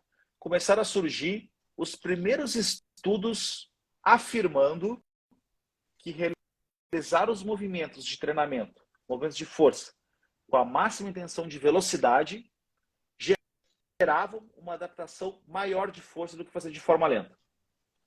O que a gente vê nas academias? O que a gente vê nas academias hoje? Todo mundo fazendo os movimentos lentos, não é? Isso. Para raciocinar comigo. Qual que é o movimento, o gesto motor de qualquer esporte que é lento? A grande maioria não é, né? Isso. Tu vai correr, vou dar um exemplo mais real ainda. Tu pega um maratonista e um velocista, tá? Os dois têm tempos de prova diferentes, mas o que eles têm em comum? Os dois têm que fazer a prova no menor tempo possível. A diferença é que um faz 100 metros e o outro faz 20, 30 quilômetros. Mas os dois têm que ser o mais rápido possível. Ou seja, se a gente for no conceito físico, força é igual a massa vezes aceleração. A massa sou eu, ou o peso que eu quero deslocar. E a aceleração tem que ser na máxima possível. Os dois treinam velocidade. Exato. E aí o esquema para o breaking é dançar breaking é uma coisa. Treinar breaking é outra. Treinar os movimentos do breaking é uma coisa. Dançar os movimentos do breaking é outra. Coisas distintas, cara. E o meu trabalho é tentar mostrar para a galera essas diferenças. E isso é muito difícil, porque ainda existe muita resistência por parte da galera do break de entender o que é um treino e o que é a dança. Esse treino tem que condizer para poder melhorar aqui. Mas se tu for sempre para o treino realizar as mesmas coisas, quando é que vai melhorar? Conhecimento, galera. Ó, tem mais uma perguntinha aqui, ó. O Flow Jack, como lidar com o nível de adrenalina que o corpo produz na hora da competição e às vezes isso chega a atrapalhar? Ah, cara, bem delicado isso aí. Eu nunca fui muito ansioso para a batalha. Cara, o que me matava era os dias antes da batalha. Meu Deus, cara, eu não durmo direito, eu fico ansioso para chegar no momento. Mas depois que eu tô no momento, parece que me alivia, assim, sabe? Mas isso é um aspecto característico meu. Pode ser que tenha pessoas aqui que estão assistindo a live agora que durante a batalha, cara, por não estarem tão habituados, fiquem muito nervosos. Não lembrem dos movimentos que tem que fazer, esqueçam a música, assim como já me aconteceu também. Normal, cara, isso é normal, acontece. É o nervosismo, ainda mais eu que estou a longos períodos sem competir. Vai acontecer, cara. O interessante cara, quanto mais tu te expor aquela sensação, que no nosso caso é a batalha, é a disputa, é a cipher, é o seven to smoke, é 1 versus 1, 2 versus 2, mais ambientado tu vai ficar, não é? Aclimatação, lembra da aclimatação? Sim, mais exatamente. Ambientado tu vai ficar. Quanto mais ambientado, tô tranquilo. Tô vendo que o meu adversário tá fazendo coisas que eu jamais vou conseguir fazer. Mas eu também consigo fazer coisas que ele não consegue fazer. Eu vou mostrar para ele isso. Tem a questão da experiência também, né? Claro, Quanto você está exato, preparado para exato, aqui, está treinado. Cara, eu acho que é dia a dia. Eu acho que cara. Por exemplo, eu sempre fui um b-boy meia boca. Mas eu desenvolvi a minha inteligência emocional, a minha autoconfiança, de fazer o quê? Entrar primeiro, se desafiar primeiro e sair para alguém cobrir. Então eu sempre fiz isso e funcionava. Claro. Porque, sabe que porque aí a pessoa cai ali e exatamente isso. Sabe que eu nunca fui um dançarino, um b-boy que fazia power move. Nunca, cara. Nunca fui bom em power move. Nunca fui instigado a treinar power move. Porque aqui no Rio Grande do Sul a gente é muito do footwork, para falar a verdade, né? Então até que acho que um dos maiores eventos de break do Brasil, um dos maiores, é o Battle in the Cypher, que acontece aqui no estado do Rio Grande do Sul, na cidade de Bento Gonçalves. E, cara, acho que a batalha de footwork mais pauleira que eu vi até hoje foi aqui, cara. Aos meus olhos, né? Das que eu pude presenciar, pelo menos. Cara, o negócio era frenético, velho. Frenético, loucuragem. Os caras iam assim, ó, com muita gana. Mas eu nunca fui instruído do Power Move.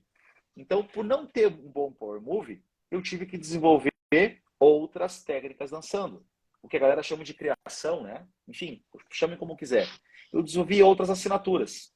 Assim como aquele cara que não era bom no footwork, desenvolveu um alto repertório motor nos Power Move. E cada dança vai se formando assim, cara. E tá tudo certo. É isso aí. Ó, o Ivan mandou uma pergunta aqui. Ó. Ivan Pires, presidente da Federação Paraense de Break, gostaria de saber se o Mazon é exclusivo da CNDD ou ele pode dar consultoria a federações estaduais, porque estamos iniciando os trabalhos aqui no estado. É contigo. Cara, eu posso trabalhar com qualquer pessoa como Vinícius Manzon, como preparador físico, tá? Mas eu não sei te responder se eu posso assumir, vamos dar um exemplo assim, uma outra seleção. Não saberia te dizer. Eu não sei se eu tenho contrato de exclusividade com a CNDD. Eu acredito que não. Que se eu tivesse esse contrato de exclusividade, eu não poderia nem trabalhar com os meus alunos de forma presencial, porque eu sou personal trainer, né? Eu trabalho com pessoas que não são do break, então eu não poderia trabalhar com eles, cara. Então, acredito eu, tá? Eu teria que buscar essas informações com os meus diretores da CNDD, né? Com o Patrick, com o Bispo e com a Lu, se existe algum empecilho em lei que me impede de trabalhar com outros grupos de pessoas. Acredito eu que não, tá? Mas eu posso trazer essa informação. Quem é que perguntou? Quem é que fez essa pergunta? Pessoal do Paraná. Ah, tá. Ivan Pires. Se o Ivan puder entrar em contato comigo, eu agradeço. Não, palestra eu posso, cara. Palestrar eu posso, isso não é um problema. Eu, enquanto profissional, cara, posso ir aonde eu quiser, tá? Agora, como representante da CNDD, eu tenho algumas características que me impedem de trabalhar, tá? Mas, enquanto profissional de educação física, enquanto professor de educação física, cara, palestra, prescrição de treinamento, tudo isso eu posso realizar, cara. Isso não é um problema. Então, se o Ivan quiser no me chamar Pará. aí... Desculpa aqui, eu falei Pará. Tá. Se o Ivan quiser me chamar, cara, assim que terminar a live e a gente puder conversar sobre, cara, vou ser totalmente receptivo e vou tentar esclarecer todas as dúvidas dele. Boa. Break é top demais por conta disso. Meu brother, eu te agradeço demais pelo seu tempo aqui. Você tem muita informação. Eu queria te fazer uma última pergunta e gostaria que você finalizasse aqui, porque aí vamos fechar aqui, eu vou finalizar aqui também. Break nas Olimpíadas. Evolução do break. O que você vê de positivo e negativo? No mundo de forma geral? O break pode ir até onde? Cara, vamos tentar voltar um pouquinho assim, né? Em 2019, quando nós fomos para a França, que o gestor do COB estava conosco lá, que é o Arthur. O Arthur não é uma pessoa que entende do breaking como a gente entende, a gente que dança, a gente que está um pouquinho mais inserido na cultura. Assim como tem pessoas que entendem muito mais da cultura do que eu, porque estão inseridas em projetos sociais e tudo mais. Show de bola. Foi uma surpresa muito grande, cara, quando o Luan pegou 4º lugar lá. Eu lembro do Arthur, cara, gritar de faceiro. O cara tava enlouquecido porque nós pegamos 4º lugar. E eu tava louco porque nós tínhamos pego 4º lugar. Porque eu sabia que nós podíamos ter passado um pouquinho mais. Sabe aquela sensação de tipo assim, cara, eu acho que garfiaram a gente, sabe? Aquela coisinha assim. Acho que era possível. Garfiaram a gente, sabe? Eu vi, cara, que o Luan tinha condições de passar de alguns caras ali. Eu vi, eu senti, dava pra ver isso. Toda a galera, a grande parte da galera percebeu isso. Mas, tudo bem, critério do jurado, show de bola, o cara tava lá julgando, não era eu, é isso aí. Esse cara ficou muito, muito feliz. Primeira competição com característica olímpica, o Brasil ficou em 4º lugar. Cara, show de bola. Enlouquecemos, voltamos para casa. Cara, vai dar certo, vai dar certo, vai dar certo, vai dar certo. Só que a gente esquece que, assim como outros esportes, outros esportes em geral, tem N fatores que fazem um atleta ser bom. O cara tem que ser bom, o cara tem que ter um bom repertório motor, o cara tem que estar no dia dele, tem que estar bem descansado. Aí são série de fatores. O ponto é, o Brasil tem chance de medalhar? Tem. Tem, cara. O Brasil tem chance. Tem chance por quê? Porque o que o Brasil vem desenvolvendo, cara, o que a CNDD, o que o COB vem fazendo, são raríssimos os países que estão fazendo. E eu vou dar um exemplo real que eu estava presente nesse momento escutando. Depois da competição de Paris, estava eu, o Bispo, o Migas, o Arthur, que é esse gestor do COB, e na mesa estavam o Tyrone, posso estar enganado, mas acho que era o Tyrone, e o Just Do It. Tinha outras pessoas, tá? Que eu não me recordo o nome agora, então eu não quero dizer o nome errado. E o Just Do It, que a galera conhece por Miek, né? Da Alemanha. O Just Do It estava nessa mesa. E nós conversamos sobre a Olimpíada, jurado, papapá. Eu com meu inglês um pouquinho meio rude ali, né? Conversando um pouquinho ali. E aí, o Just Do It pegou e apontou pro Arthur e falou assim, ó, tu dança? E o Arthur, não, cara, eu sou o gestor do COB. E aí o Just Do It, o que é COB? COB é o Comitê Olímpico Brasileiro. O Just Do It se ajeitou na cadeira assim, ó, bem assim, ó. Tu representa a maior entidade desportiva do Brasil? E ele, sim, eu sou o gestor do COB que veio acompanhar a seleção brasileira. O cara levantou do outro lado da mesa, apertou a mão do Arthur e falou, parabéns, cara. O que vocês estão fazendo pelo breaking é único no mundo. Sabe qual o incentivo? Palavras do Just Do It. Eu estava presente nesse momento. Sabe qual é o incentivo do governo alemão no breaking? Zero. Olha Zero. só. Os caras lá são bons? São bons. Não tem o que falar. Os caras dançam, tem uma dança muito bonita. Os caras estão muito mais presentes nos eventos que grande parte de nós aqui do Brasil. Mas nós temos uma equipe. Temos psicólogo, fisioterapeuta, preparador físico, médico do esporte, pessoal que trabalha de forma especializada na biomecânica, que são os cinesiologistas, temos diretores, vice-diretores, temos uma corporação que faz parte da assistência técnica da CNBB, o Brasil está apoiando a CNBB. Cara, tem chance? Tem. Qual que é a parada? Trabalhar, velho. Trabalhar. Treinar. Os caras treinar, dar a vida para essa parada. Enquanto eu e outros profissionais trabalhamos nessa manutenção da galera, é pegar isso aqui, ó, livros, estudos científicos e trazer a ciência para dentro do breaking.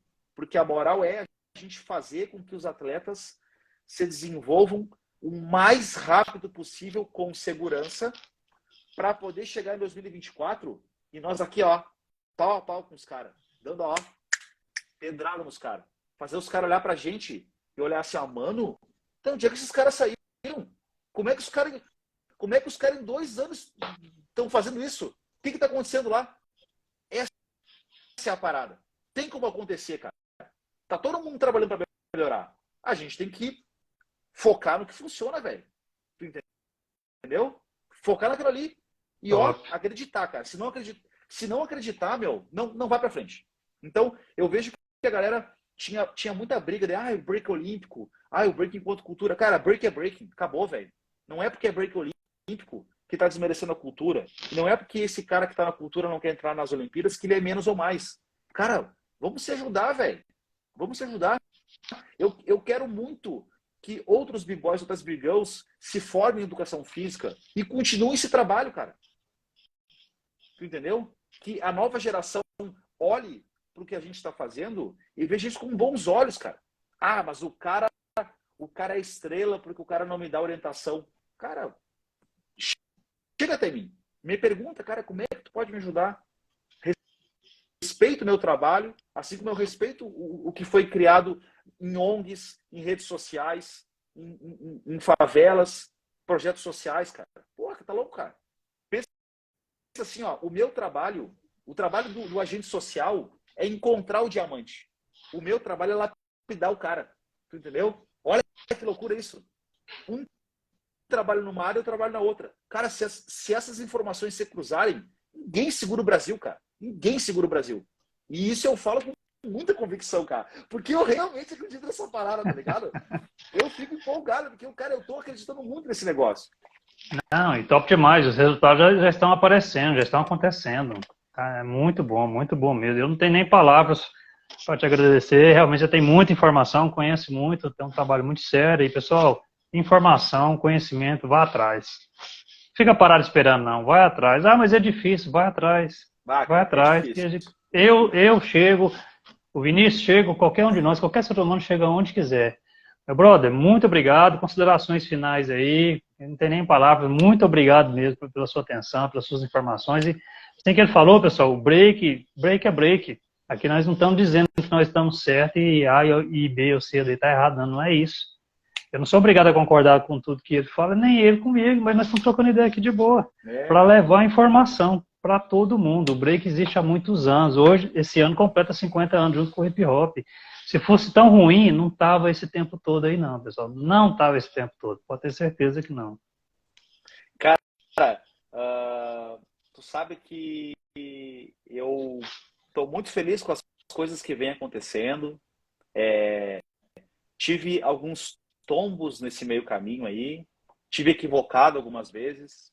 Estou buscando entender muitas coisas que ainda não tenho conhecimento sobre treinamento, sobre vida, sobre como lidar melhor com as pessoas.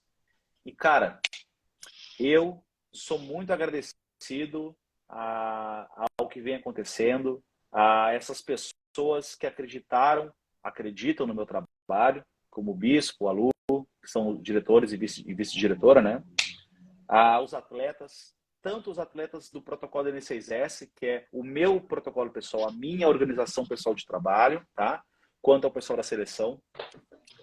Eu agradeço essas possibilidades, que nem é o teu caso aqui, André, de trocar ideia comigo, conversar. As pessoas que vêm no privado conversar comigo sobre isso, cara, eu fico muito feliz, cara, muito feliz. Eu jamais na minha vida, cara, imaginei que eu fosse estar nesse momento da minha vida hoje, jamais, cara. E eu quero fazer a diferença, velho. Eu quero, cara, tu entendeu? Eu quero poder, cara, eu quero que o Brasil chegue lá e os caras falem assim, ó, mano, não tem como elogiar só o atleta, tem que elogiar todos os caras. Porque, o que esses caras trabalharam não é brincadeira. Eu quero isso. Eu quero chegar no ponto, cara, no ponto que as pessoas lembrem do nome da gente, tu entendeu? Lá no futuro, cara, 6, 7 Olimpíadas na frente, quando o break estiver num outro nível, eu quero que os caras lembrem da gente. A primeira seleção, quem foram os primeiros caras que estavam lá, como é que os caras armaram tudo, como é que os caras criaram aquela parada, como é que você desenvolveu aquele estudo. Porque o meu trabalho enquanto preparador, ele é muito nas sombras, cara. Eu não sou um cara que é visto. Tu entendeu? Todo mundo sabe quem é o Usain Bolt, todo mundo sabe quem é o Mike Tyson, quem é o Michael Phelps. Ninguém sabe quem são o treinador deles. O pessoal do meio científico, do meio do treinamento, aquele cara que nem eu que fica planilhando e buscando informação, eu sei quem são os caras. Eu quero que chegue ao ponto de que a galera do breaking reconheça esses caras. Tu entendeu? Que consiga ter essa aproximação de profissional e atleta. Cara, o meu sonho é isso. O meu sonho é isso, cara. Quando eu vejo algum atleta, cara, algum dançarino que trabalha comigo, tanto na seleção quanto no protocolo N6S, quando o cara consegue fazer algo que ele não fazia, puta, cara, eu fico muito feliz, meu. Porque, tipo assim, ó, eu sei que o cara tá sentindo. Porque eu quando aprendi minha primeira volta no moinho, primeira volta de giro de cabeça, o primeiro freeze, eu lembro dessa sensação. E tu replicar isso no cara, quando o cara é muito bom, velho, quando o cara já tem uma estrada na frente, é muito difícil. Sabe aquele hype? Tipo assim, mano, agora vai virar o jogo. Eu quero que a galera sinta isso. Só que eu não quero sentir sozinho. Eu quero chegar no ano que vem, cara, 2024, eu quero ver a galera vibrar pelo Brasil, assim como vibra pro vôlei, pelo basquete, pelo futebol. Eu quero que o break se torne uma coisa popular, cara. Que as pessoas não têm que dançar. Eu quero que as pessoas admirem o que a gente faz. E isso só vai acontecer, cara, se toda essa equipe que tá dentro das Olimpíadas, que tá fora das Olimpíadas, a galera que ama a parada, mas não dança, se juntar, meu. Não adianta. Não adianta, não tem outra forma. Eu sozinho não vou chegar lá. Não tem como. E é isso aí, meu. Se deixar, eu vou ficar falando, cara. Top demais. Muito bom, guerreiro. Parabéns, fica com Deus. Valeu, Excepcional o seu trabalho. É importantíssimo. Vou esperar você finalizar aqui que eu vou encerrar. Pessoal, uma dica básica aí que eu estava conversando muito com o Vinícius. Estudar. Estude. Se tiver que ir para a escola, vai para a escola.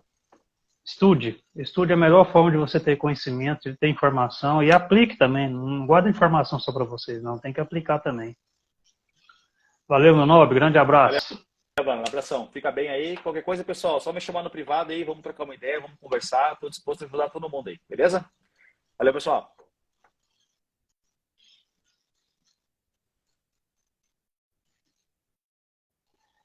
Que bacana, pessoal. Muito bom mesmo. O objetivo nosso aqui, a Federação Goiana de Break Dança Desportiva, é informar, bater um papo, trocar ideia aqui, pessoal. Não é dizer que eu estou certo, você está errado, não é sobre isso. Nossa, é muito bacana esse bate-papo, informação aqui. Em breve teremos informações aqui no nosso cronograma 2023. Acompanhe nossas redes sociais, pessoal. Break é arte, é cultura, é esporte, é cidadania. É cidadania. Vai ficar salvo aqui a live para quem quiser acompanhar depois. Um grande abraço, tudo de bom, até a próxima. Paz para todos.